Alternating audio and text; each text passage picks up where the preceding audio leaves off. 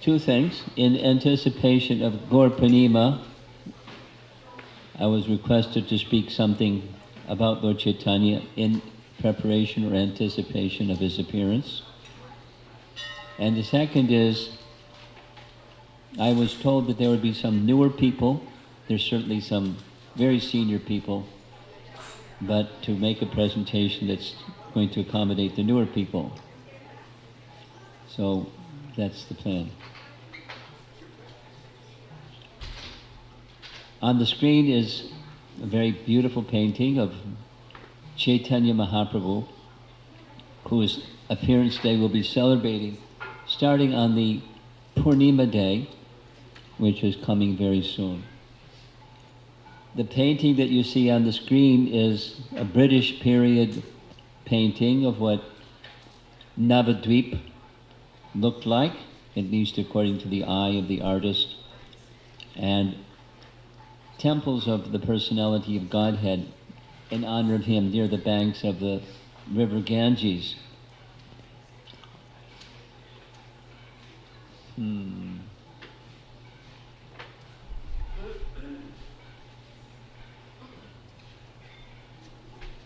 Well, the next slide isn't moving, so there we go. I guess it has its own mind. According to Chaitanya Charitamrita, there are 3 external purposes and 3 internal purposes of Lord Chaitanya's appearance. We're going to be briefly touching on those. The way it's described in Chaitanya Charitamrita is that the appearance of Chaitanya Mahaprabhu came shortly after the departure of Krishna from this world. And when Krishna left this world, when he was in this world, he spoke the message of Bhagavad Gita. The slide is supposed to be changing, but it's not. You can point this side. Huh? What do I do? If you Point it. Why don't you just stand by the machine and touch it? There we go, Bhagavad Gita. So Krishna considered, I gave a teaching how persons can take shelter of me, but in this age of Kali, people are very slow. Manda samanda matayo manda bhagya hupadrata. How are they going to understand this teaching? I want them to understand the teaching and I want them to apply this teaching. However, how is that going to happen? Next. So when Krishna was contemplating in this way, he considered what better way to help people understand than I can come and teach it myself. And so that's what Krishna did. As we know from Bhagavad Gita, next. Yada, go together with me. Yada yada hi dharmasya glanir bhavati bharata abhyutanam adharmasya tadatmanam srijam. One more. Adhunam vinashaya tuduskritam dharma samsthapanarthaya sambhavami. Of course, the main emphasis here is dharma samstha panarthaya. From time to time, or from age to age, in this Kali Yuga, Krishna came to restore the true understanding, proper understanding of how to surrender unto him and how to give one's life to him.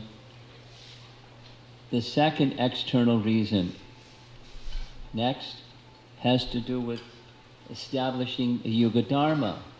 Next. So as we know, there's 4 yugas.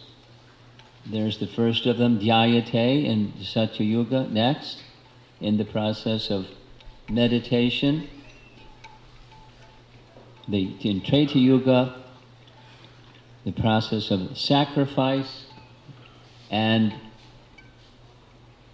in Dwarapa Yuga, the process of temple worship, and of course in Kali Yuga next, right at the center, is the process of chanting of the holy name.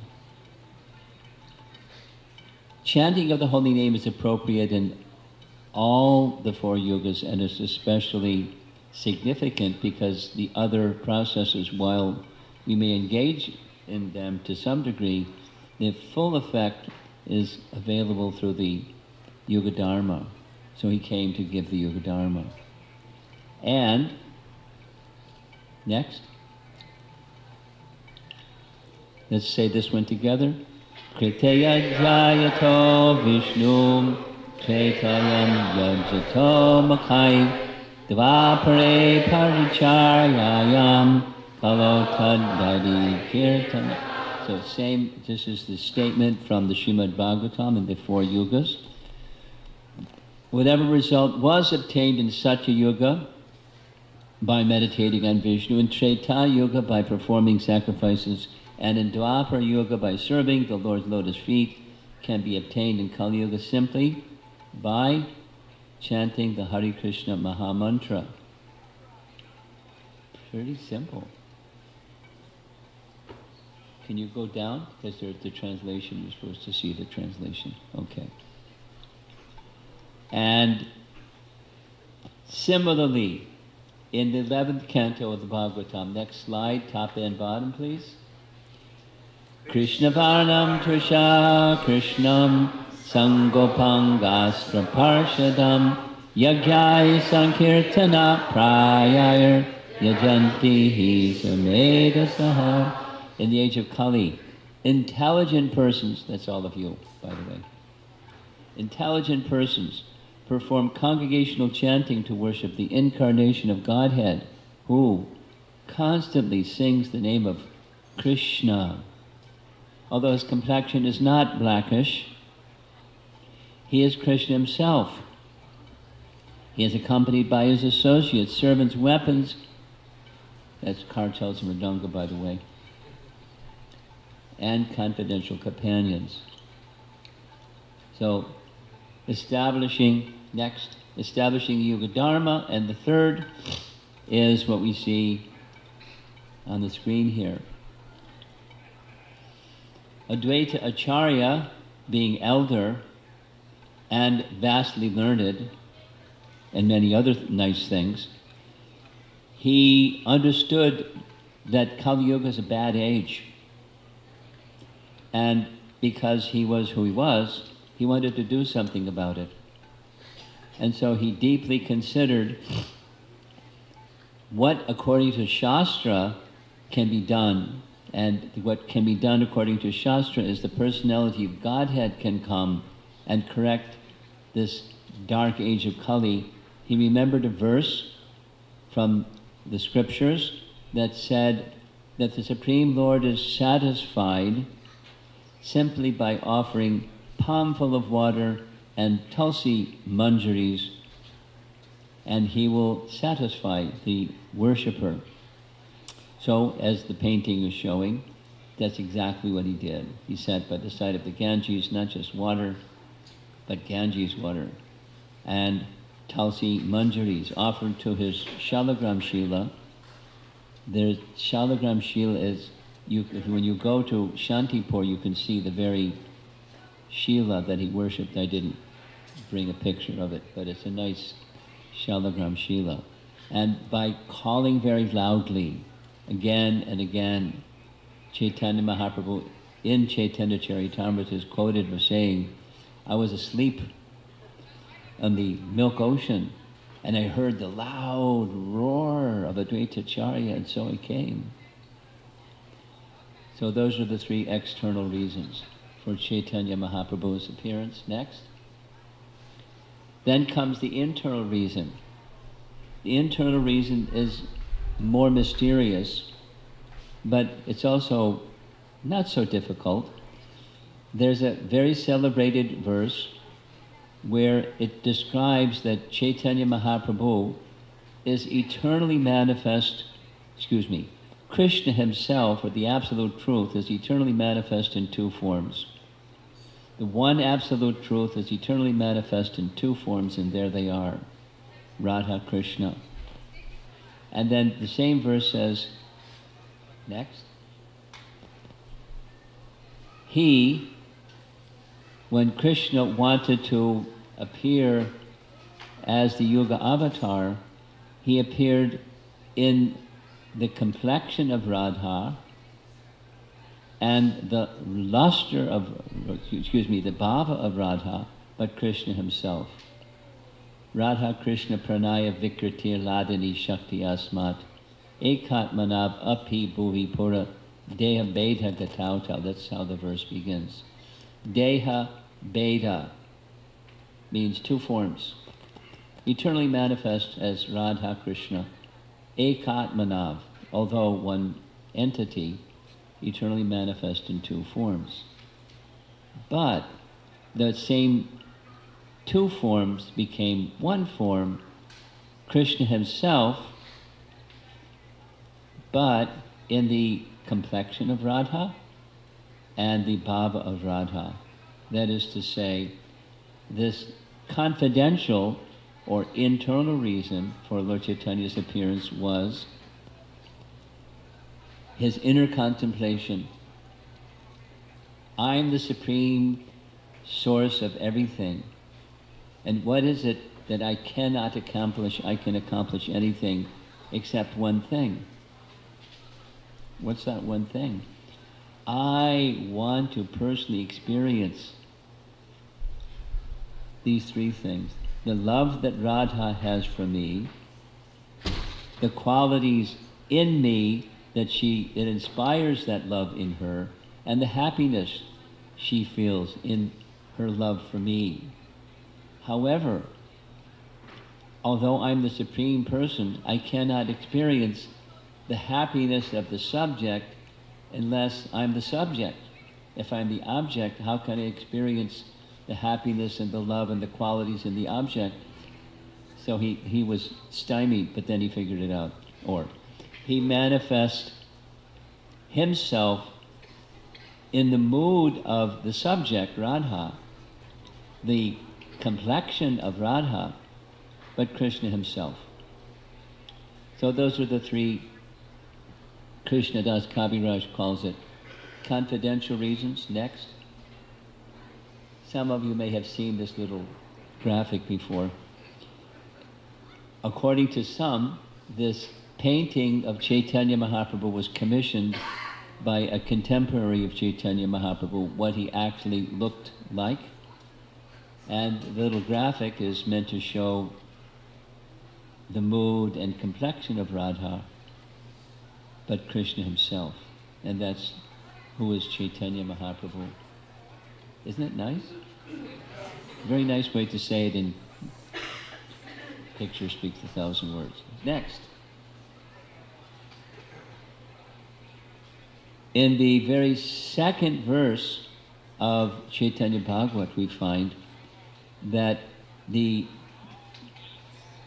personalities of the two consorts or expansions of Shaktiman, the possessor of Shaktis, married two wives. The first wife, Lakshmi Priya, being Sri Shakti. And she left this world when she was very young. Feelings of separation when Chaitanya Mahaprabhu was gone for a long time, and she died of separation. Of course, there's different versions. And his mother, Sachi, was very anxious about her son not having a proper wife. We discussed this marriage this morning in a morning class without all the details because of the circumstance, and the timing of the Sunday feast class is short. A second wife was accepted, and the second wife's name was Vishnu Priya. Now the arrangement in Vedic times was a young girl would be married when she was quite young. She didn't live with her husband, she lived with her parents until she was a teenager. And then when she became a teenager, the marriage that was already understood, she moved to the place where her husband lives. So her husband, Nimai Pandit, was living with his mother, Mother Sachi. So Lakshmi Priya became the daughter-in-law of Mother Sachi.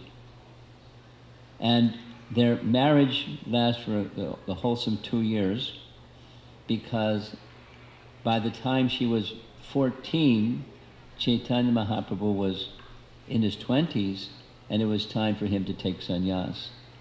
So it was, we discussed this morning, the details of her feelings and Mother Sachi's feelings and all the residents in Navadvip and their feelings of Lord Chaitanya leaving them, taking sannyas. The painting is meant to illustrate. According to this verse from Chaitanya Bhagavat, another Shakti, or Lila Shakti, or Lila Shakti, or Durga Shakti, that's the Dham itself. So the personality of Godhead has unlimited potencies. Their chief or primary well-known potencies, 2 of them became wives, and 1 of them is the place of his holy pastimes. Next, some of you maybe are from South India, or at least know of the worship in South India. And the worship of South India, there's the main deity. In this case, is a photograph of Ranganath, and in the front is the Utsav Murti, and on either side of the Utsav Murti there's Shri and Bhu Shakti, same as the 2 wives of Chaitanya Mahaprabhu. Next. In the 5th canto of Srimad Bhagavatam, Prabhupada writes the following: when Chaitanya Mahaprabhu's first wife died, his mother requested him to marry for a second time. He was 20 years old and was going to take sannyas at the age of 24, yet by the request of his mother he married. As long as I am in household life, he told his mother, I must have a wife, for household life does not mean staying in a house. Real household life means living in a house with a wife. So he was, the son of Sachi, Sachi Nandana, the son of Sachi. And she is an eternal associate of Chaitanya Mahaprabhu. And so, like Yashoda and Krishna, with such affection, she served Nimai and he served her, including the same pastime. When Krishna left Vrindavan, how did Mother Jasoda like that? And when Chaitanya Mahaprabhu accepted the order of sannyas, it was very difficult for Mother Sachi. Next. Rhetorical question, but it's an easy one to answer. Is there any other avatar who accepted the sannyas order of life, leaving behind his Swarup Shakti as a widow? Now with Ramachandra, the very same, this is now Bhakti Vinod, we're going a little bit above the introductory session. Sorry for you new folks. On our Vyasasan back here is Srila Prabhupada, our founder Acharya. His spiritual master was Bhakti Siddhanta in disciplic line. Prior to him, same as on the wall up here, there's a nice painting of Bhakti Vinod Thakur. So Bhakti Vinod Thakur wrote a very brilliant, extensive and detailed description of Navadvip. The circumstance of that book that it was written was one of the principal associates of Chaitanya Mahaprabhu named Jiva Goswami wanted to see the places of Lord Chaitanya's pastimes in Navadvip. So he went in pilgrimage from his home when he was very young. And who would be waiting for him but Lord Nityananda, who took him on a tour of all the places and described all the details, and that was the book.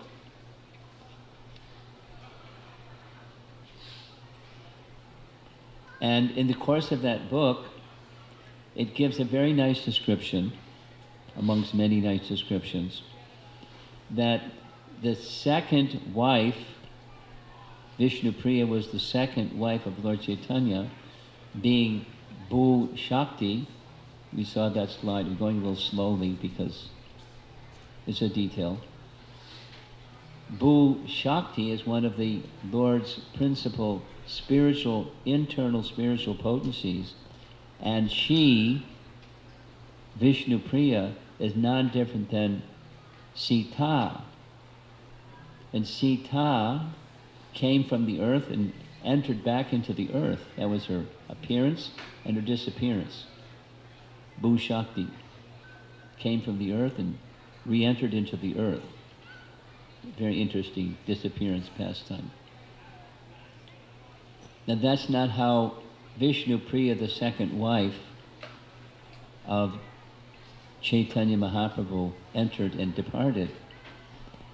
She came as the daughter of a very aristocratic and well-respected Vaishnava, Brahmana in Navadvip. Rather than going into those details, that's not how she appeared, but she's Bhu Shakti. And when Lord Chaitanya took sannyas, she was just 14.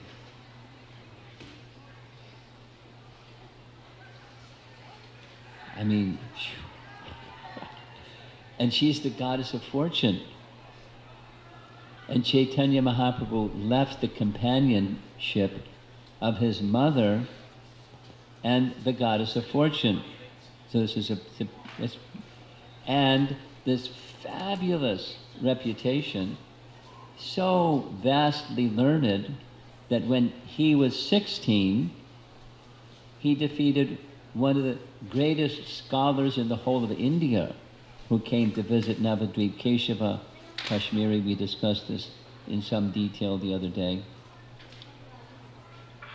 He had everything, and he left everything. And why did he leave everything? Who can understand the purpose of his taking sannyas and leaving behind his Sarup Shakti to cry for the rest of her life?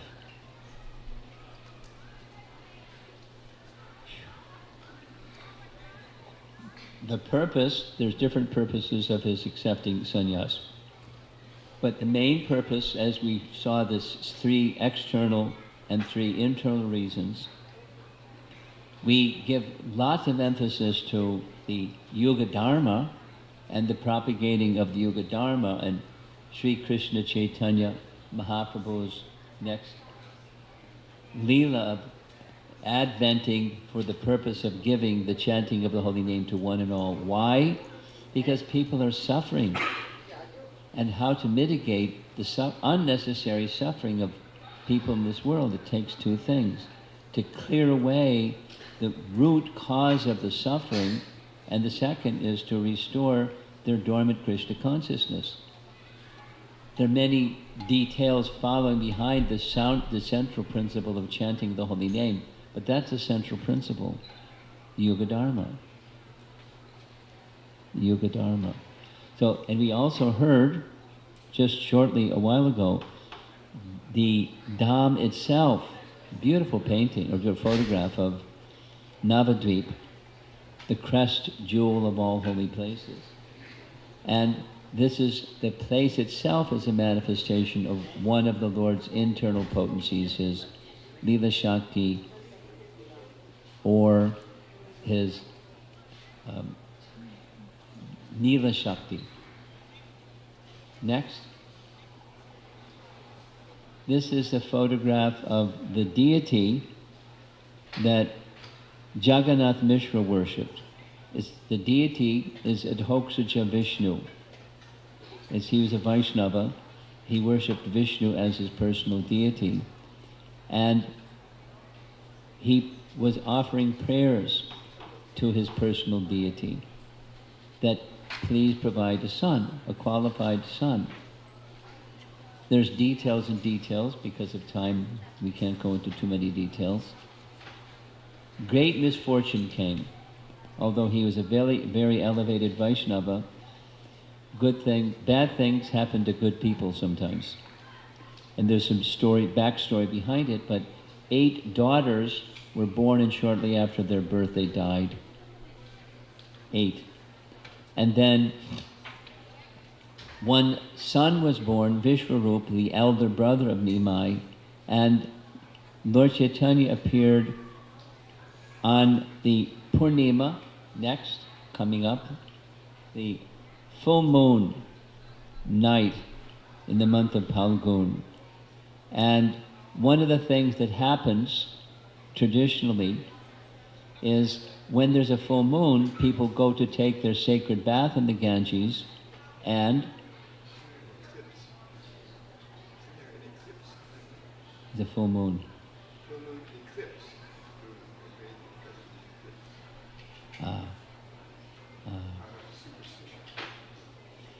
So as the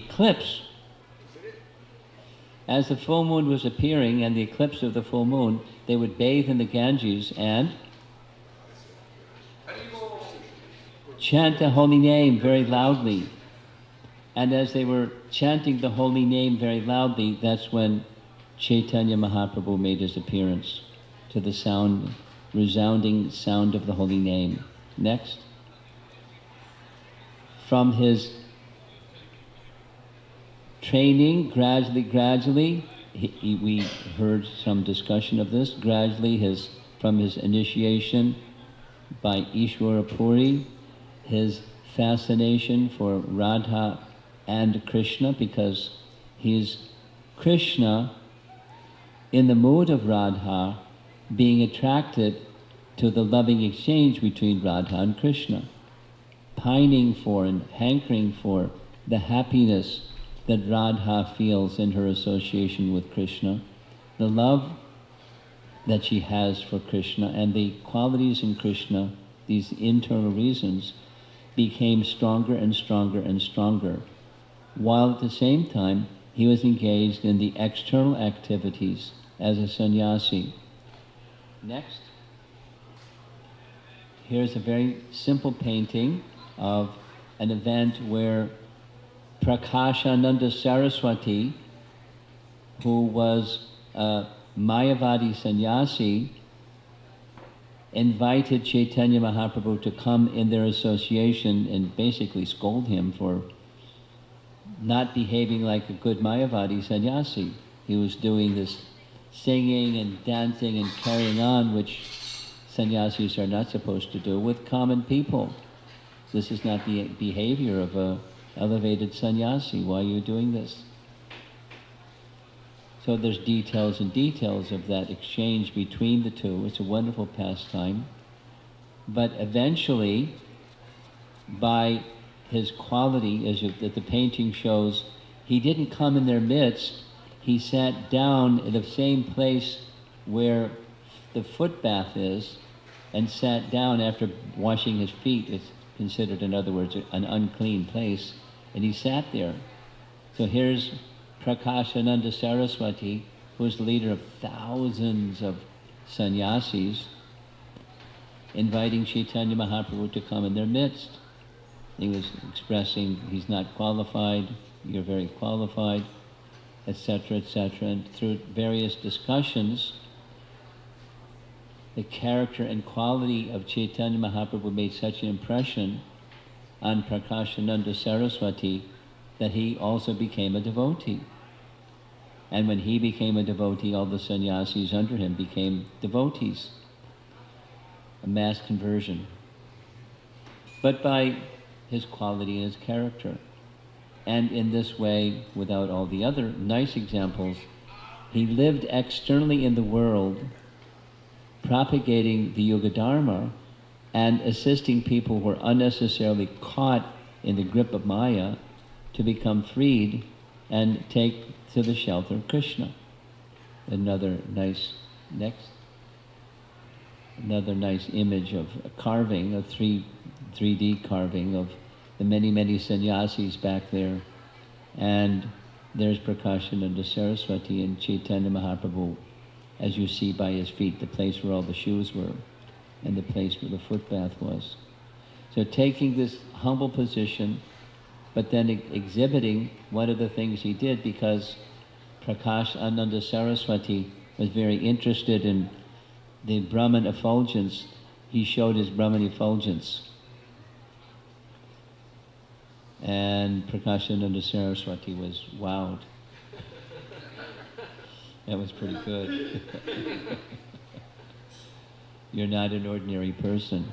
And it's not simply by show of his magical powers or mystical powers. He did a similar thing with Sarvabhauma Bhattacharya. As many of you know, I'm just looking at my watch because time keeps moving. Doesn't matter if we stay or you can go on forever. You know, I want to follow the schedule.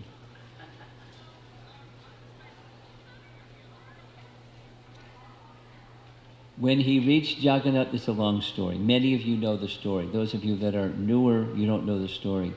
When Chaitanya Mahaprabhu accepted sannyas,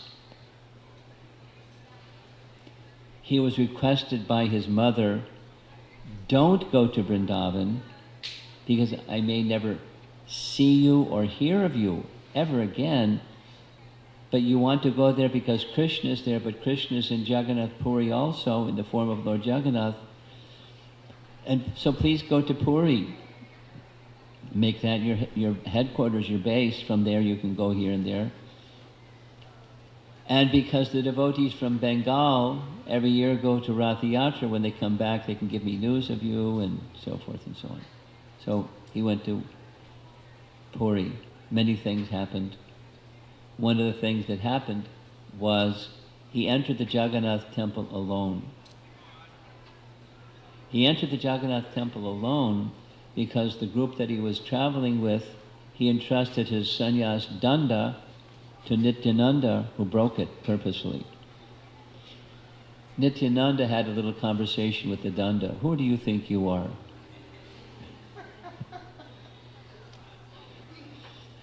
You think that my master needs this austerity of carrying you around? No way.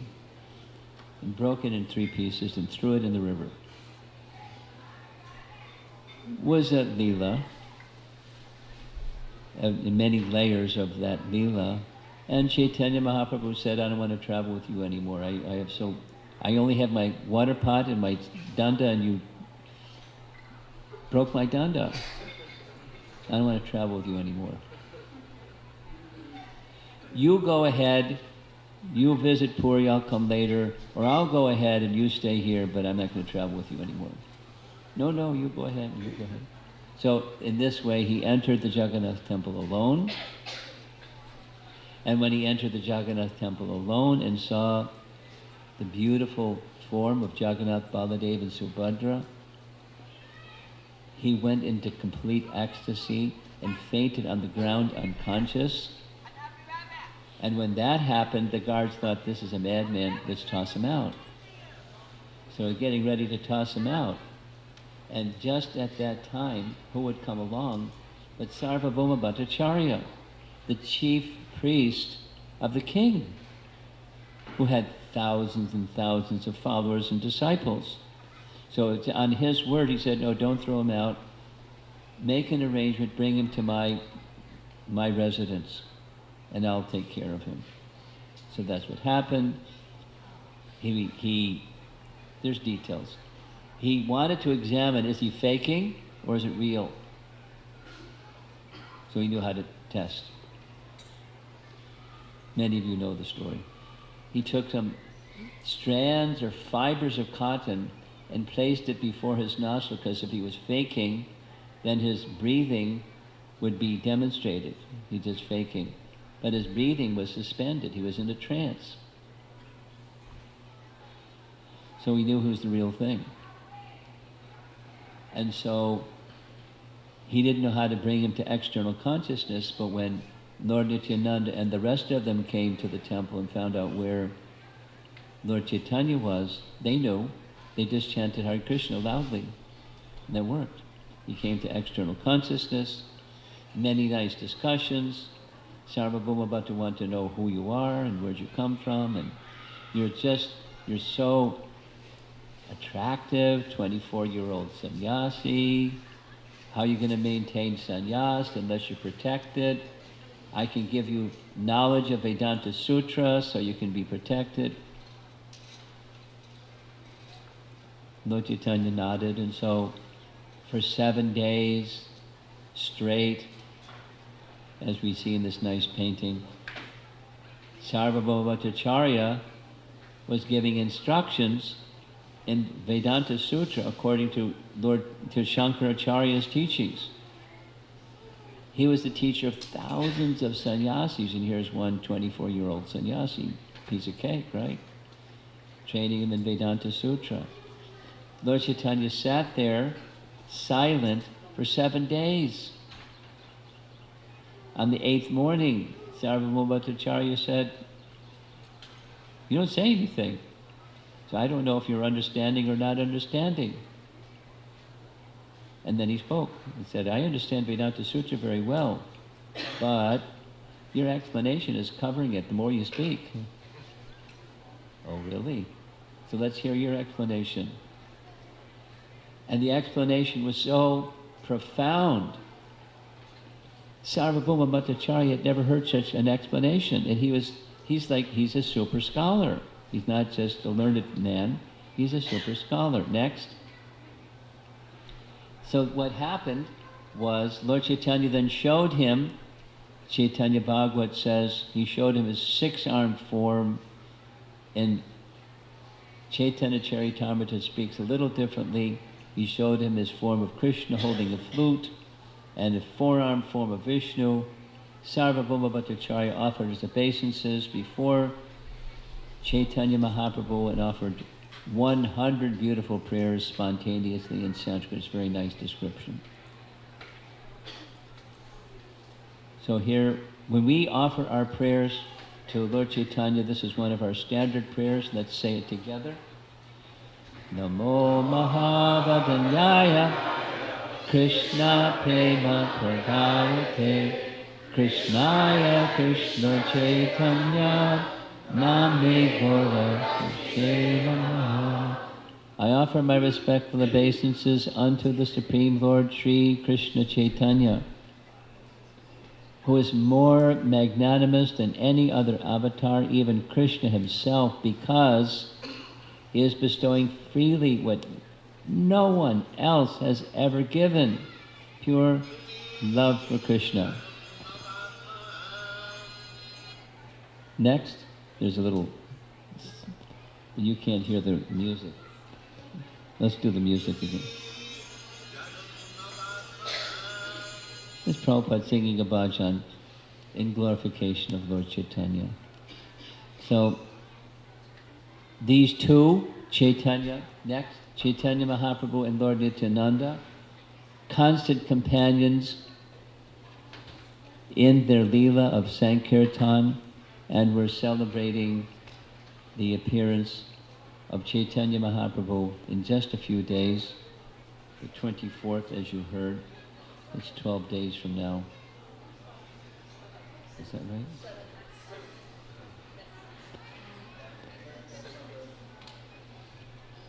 Very soon. I lost track of time. So let's see. This is Alachua, so I'm sure there's going to be more questions. There's going to be time for more questions. But any comments or questions or discussion from the learned Vaishnavas and the new devotees and whoever? Few terms. Shri Shakti and Ur Shakti. Could you please define the two? Speak on the microphone, please. They want to hear you in the back. Go ahead. A reference to Lord Chaitanya's wives as Shri and Bhu. Shri Shakti Yeah. and Bhu Shakti, Bhu or Shakti. Bhu. You did explain the Bhu. No, not Bhur. From the Bhu. earth, B-H-U. B-H-U. Those Bhu two Shakti. words are a little unclear. You're unclear? Shakti means beautiful, beautiful energy. Yeah. Earth energy. Well, it's one of the... This is speaking of the internal potency, not the worldly manifestation of the spiritual potency. There's Bhu Mandala, that's the earthly realm. Different. Bhu Mandala is the earthly realm. Bhu Shakti is the spiritual internal pleasure, the potency of the personality of Godhead. You're looking at me like I've got a hole in my head. No, not earthly. Not earthly. Transcendental. There's Bhu Mandala, that's where we are. And there's Bhu Shakti, and that's where Krishna is. And we're not where Krishna is. You're stumbling with linguistics. Maybe we'll have an offline conversation about the two because we're going over it too many times. It's the difference between matter and spirit, and Bhu Shakti is spirit, and Bhu Mandala is matter. Bhumi Rapona Lovayu Kamano Bhu. So it's the same Bhu, that's the material energy. And where does that come from? Everything comes from the source of everything. Shaktiman. And Shaktiman has spiritual and material potencies, but they're all his potencies. And the spiritual potency is Bhu Shakti and Sri Shakti. Spiritual potency. Don't get confused. Get unconfused real quick. Confirmed. Sri Shakti. Sri Shakti. Yeah, it's the goddess of fortune. Goddess of fortune, Lakshmi. Let's give somebody else the microphone. I see another hand up over here. Back.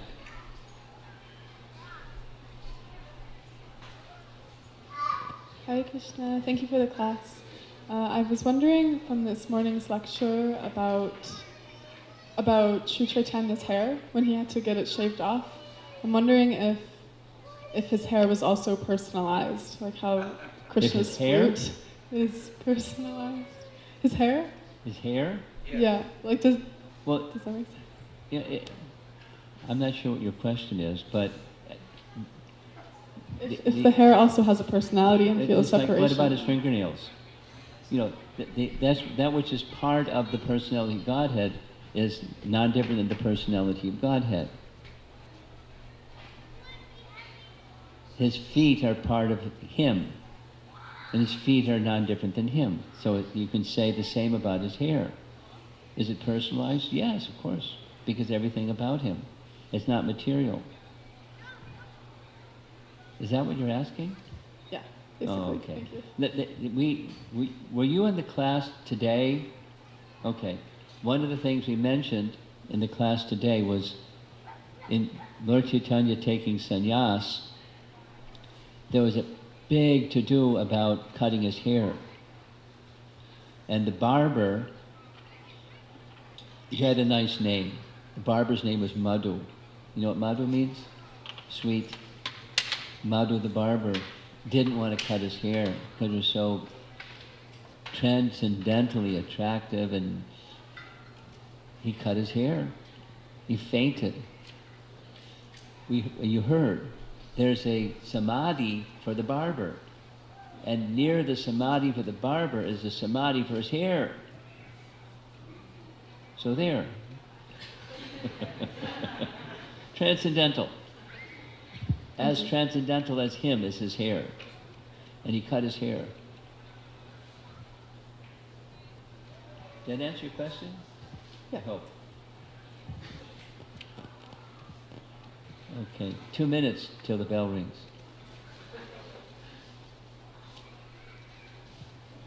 Thank you, Maharaj. A great class. I was just wondering, is there a Chaitanya Loka I know Yes. that Krishna Loka, Ram Loka is there. Like if your Yes. Ishta Dev is Chaitanya I know the Mahaprabhu. question. Here's the answer.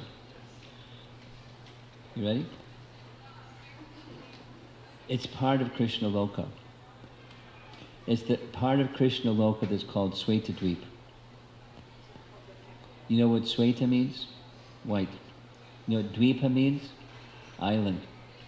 Svetadweep means white island. So there are sections in Krishna Loka called Svetadweep. That's where the eternal abode of Chaitanya Mahaprabhu and his associates is in Krishna Loka, a section called Svetadweep. In Chaitanya Bhagavat, it often just simply speaks Svetadweep, Svetadweep, Svetadweep, the abode of Chaitanya Mahaprabhu, Svetadweep. Krishna Loka is his eternal abode. And what are they doing there? Next slide.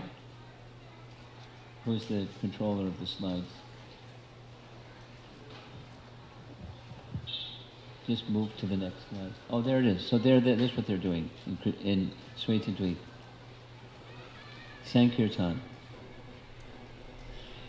I invite you, next time you have Canto 1 Srimad Bhagavatam in your hand, look at the cover painting that shows Mahavishnu in the cloud of material energy, in one corner of the vastness of the spiritual sky, and so many Vaikuntha planets, and way up there is Krishna Loka. Look closely at Krishna Loka, and you'll see Lord Chaitanya dancing with his associates, because that's his eternal abode, and their abode with him, from which he descends. Okay. Where's our temple president? Do we have... So I think I should end, even she's not here, because we have a nice schedule that says at 6 o'clock you're supposed to take prasadam, because there's something after that, kirtan and things. Thank you very much. Srila Prabhupada ki.